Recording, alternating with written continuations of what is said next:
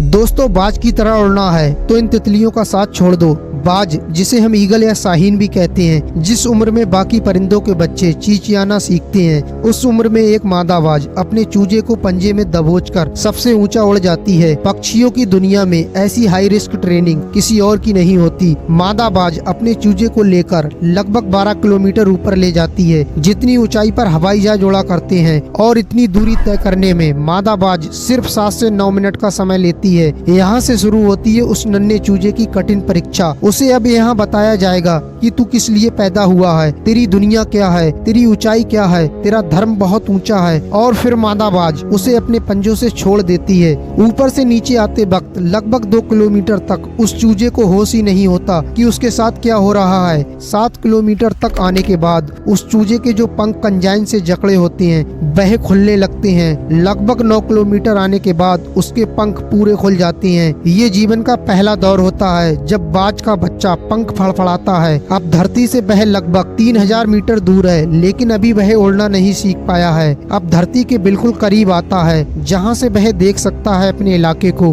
अब उसकी दूरी धरती से महज 700 से 800 मीटर होती है, लेकिन उसका पंख अभी इतना मजबूत नहीं हुआ है कि वो उड़ सके। धरती से लगभग 400 से 500 मीटर दूरी पर अब उसे लगता है कि उसके जीवन की शायद अंतिम यात्रा है। फिर अचानक से एक पंजा उसे आकर अपनी गिरफ्त में लेता है और अपने पंखों के दरमियान समा लेता है। ये पंजा उसकी माँ का होता है, जो ठीक उसके ऊपर चिपककर उड़ रही होती है, और उसकी ये ट्रेनिंग कंटिन्यू चलती रहती है जब तक कि वह उड़ना नहीं सीख जाता। ये ट्रेनिंग एक कमांडो की तरह होती है। तब जाकर दुनिया को एक बाज मिलता है, अपने से 10 गुना अधिक वजनी प्राणी का भी शिकार करता है। इसका संघर्ष यही समाप्त नहीं होता। बाज पक्षियों का राजा यूं ही नहीं कहलाता है। अपनी शानो शौकत और स्वाभिमान के लिए वह अनंत पीड़ा सहता है।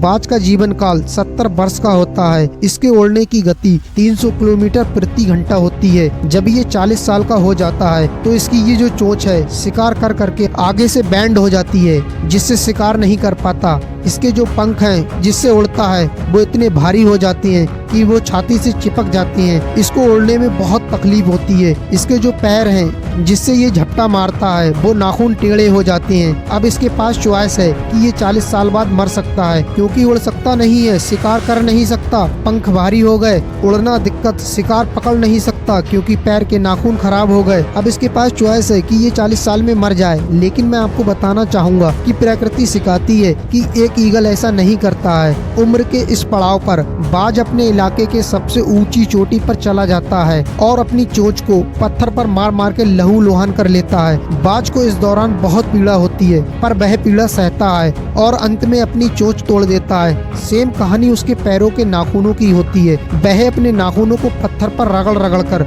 उन्हें भी तोड़ देता है। लेकिन हर ईगल की जिंदगी में ऐसा दिन आता है 40 साल की उम्र में, जैसे ही चोंच निकलती है फिर वो उस चोंच से अपने परों को तोड़ता है, अपने जिस्म से अपने ही पंख उखाड़ता है, क्योंकि वो उसके उड़ने के लायक नहीं रहते। लेकिन इस प्रोसेस से हर ईगल अपनी जिंदगी में गुजरता है, और 40 साल के इस प्रोसेस में 6 महीने बाद एक नया ईगल होकर 30 साल और जीता है, और फिर वह अपनी बाकी की जिंदगी उसी शानो शौकत से जीता है।